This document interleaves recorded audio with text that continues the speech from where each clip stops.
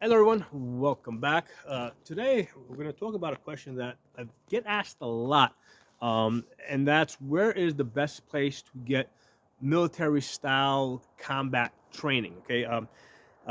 Now, you would think that the kind of obvious answer would be, if you want military-style combat training, go join the military, right? Um, so here's the thing: as a gun, range safety officer, as a gun instructor, who's been doing this for about, I don't know, 12 years at this point, I've interacted with a lot of ex-military people. I've been trained by a lot of ex-military people, um, and I've also interacted with people that are not, are no longer actively shooting, but let's say their families or their kids wanted to learn to shoot, so they brought their kids to the range, or they, so I've interacted with lots of people, some of who are still interested in shooting, post their military experience. Other people, who, after talking to them, even though they were extremely interested in guns and stuff like that, going in, when they came out, they had absolutely no interest in it. In many cases, when I'll see people try to shoot an AR, right, which is similar to the M16 that they might have had some 20 years ago, um, they won't remember if they're left eye or right eye dominant, because they haven't touched the gun in so long. So a lot of times, I'll see them, they're trying to shoot the gun for the first time. They're picking up the gun, right, and they're like, they're holding the gun on the right side. They're closing their right eye, and they can't find their sights, right. And then I'll say, well, when you were in the military, did you shoot the gun on the right side or the left side? And they'll think for a second, and they're like, oh yeah, it was on the left side, okay, because they were left eye dominant. Can't see anything on their right side. So the point I'm bringing out with this is that, um, you know, a lot of times people will go into the military with certain expectations of what they are going to be when they come out. Okay, and those, because that experience through the military can, can be very different, right? For some people, it's a very mild experience, right? Where they, for other people, it's very intense, and some people handle that intense better than others. People, in many cases, people uh, don't end up not handling that intense conflict the way that they thought they were going to handle it. Okay, so what that means is that when they come out, if their intention was to go in so that when they came out they were like, like super gun guys. In fact, when they come out, they're not super gun guys, because they no longer have an interest in that, and they're no longer practicing, and over a longer period of time they just kind of forget and lose their edge. So the point I'm trying to get to is, um, if your goal is to just develop certain combat style skills, um, the answer may not be to join the military. The answer might be to seek out people who have already walked that path, who already know those things, pay them, and learn the things that you want to learn. And that's how I learned all the things, right? So that's basically over the years. Once I decided that I was interested in this kind of stuff, um, basically I found the combat vets, and all of them had different things to teach, different perspectives. Some of them were like just standard infantry. They had like very simple, basic ways of doing stuff. Other people I ran into had very, did more like special forces type of stuff, very specialized type of stuff. And basically I either paid them or I bartered with them, and I got the training that I wanted to get. Okay, and the good thing is that I was able to get that training and arrive at the point that I wanted to be, which is be able to use it now. I'm 50 years old and I can still do this stuff, right? I mean, I've done videos, right, where I'm hanging off a rope, shooting one-handed, hitting the target, right? That's the kind of stuff that, a lot of times when you think of like advanced training, right? Well, you know, you don't have to join the military to do that kind of stuff. You just, find somebody, someplace, or someone that can do that with you, and you can do it. Okay, and the thing is that you have, it's kind of like you get that eat your cake and have it at the same time, right?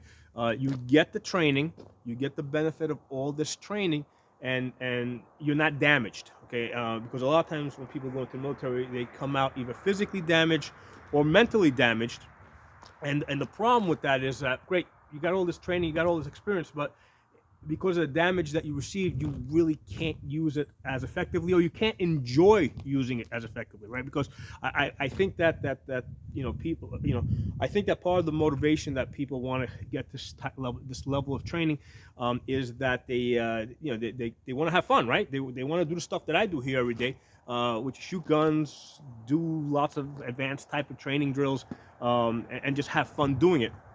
And the thing is that the way I think to get there is not necessary to go through the military, because you don't know what type of experience you're going to have on the way through, and you don't know what you're going to be like coming out the other end. Okay, what I recommend to people, right, especially young, this video is really geared towards the under 26-year-old crowd, right?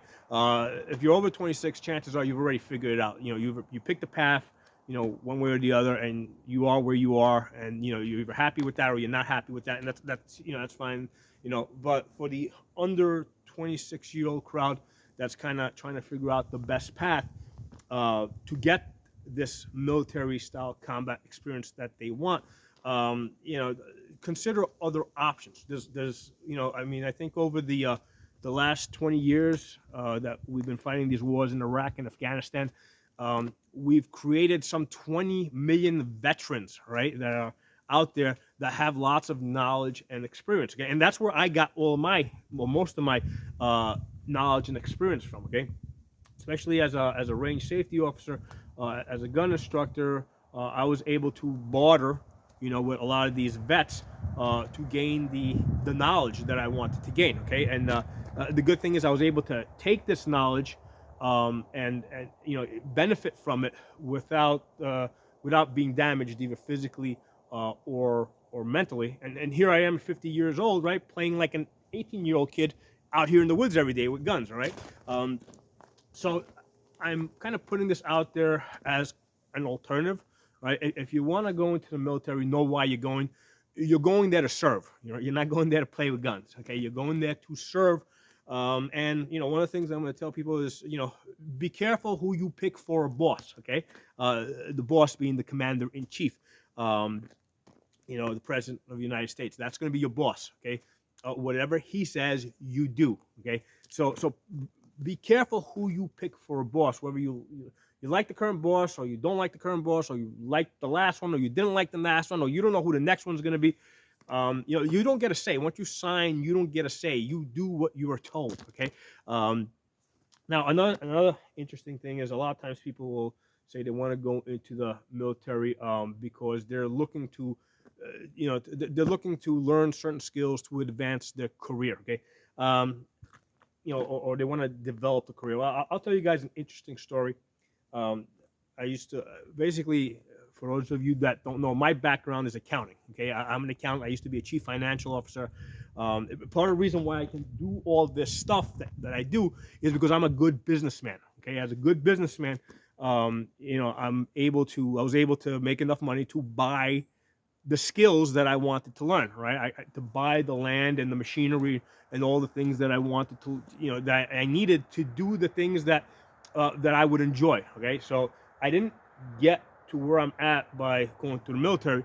I got to where I'm at by being successful in business. Okay, but anyway, the point I was kind of getting at here is I remember at one point I was running this company and it was a small company, I think but somebody had left out of the shipping department, and we needed to replace that person, and there was nobody else to do the interviews. Basically, I did all the interviews at all levels, right? Where we were hiring a salesman, or we were hiring somebody in production, or an engineer, or whatever.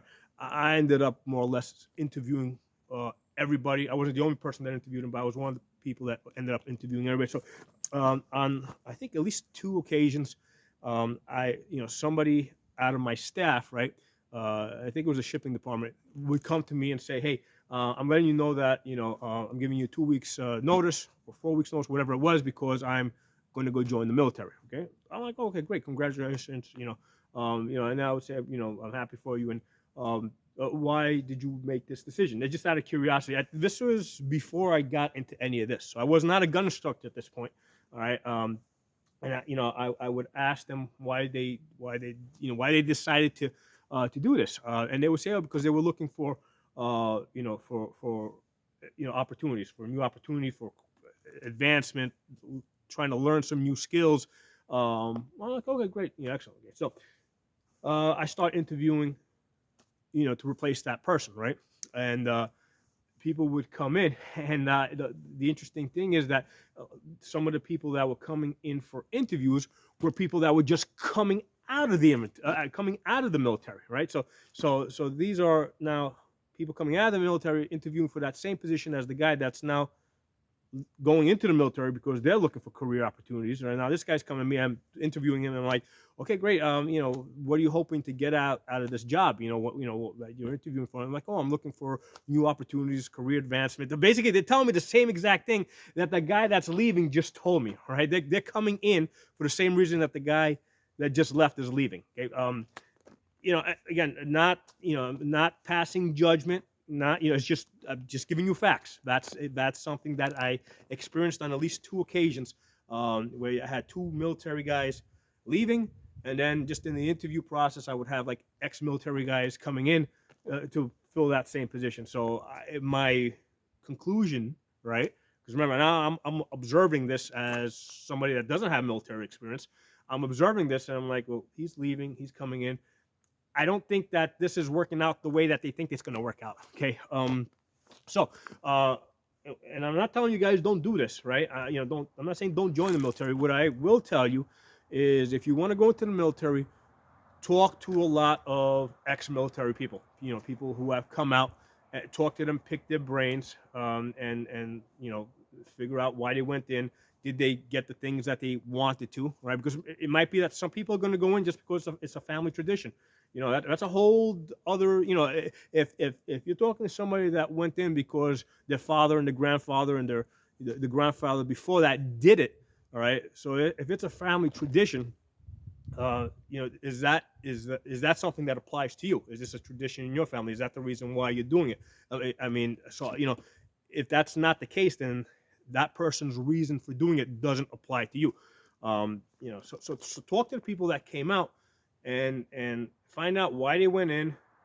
What were their goals? Did they get the things that they wanted to get? Are they happy with their life decisions? What are they doing now? And make decisions based on that. But main thing of this video is I wanted to tell you guys that if you're just interested in playing with guns, right, you don't have to join the military to do that. Okay, go to a place that has guns, and play with guns. Okay, that's an option. If you're looking for military style training, there's tons of people that have come out of the military that can give you first-hand training. They can teach you all the stuff that they did over there without you having to go through all that. Because one of the things that I have seen over the years is that a lot of times when people come out of the military, they come out, they don't come out the way they went in. Okay, they either come out physically damaged or mentally damaged. If they were looking to go in so that they could become proficient with guns, well, if you go in and you get either physically or mentally damaged, that may prevent you from being proficient with guns. Okay, so the end result is that you're actually less combat capable than when you went in. Right, so these are all things for you guys to consider. Not telling you what to do and not to do. Okay, just sharing with you guys the things that I have heard from people that have gone in, people that have trained me. Right, because I've gotten lots of training from a lot of ex-military people. A lot of the videos that I do, I'm sharing a lot of the knowledge that I've picked up from ex-military people. Some of the stuff some of the stuff's very basic. A lot of the basic infantry stuff is most importantly getting to where you gotta be and take cover and shoot from there. So that's a lot of it's just very basic. But the really interesting stuff is what I learned from a lot of these special forces type of guys. you know, that's where a lot of the more interesting stuff comes in. But again, I've been able to buy that knowledge, right, and I can practice it every day. I'm 50 years old, and I'm doing this stuff every day because I was not damaged physically or mentally earlier on in my life. So a couple of things for you guys to think about. So drop some comments below. If you're not a member of the channel, subscribe. I'll talk to you all soon.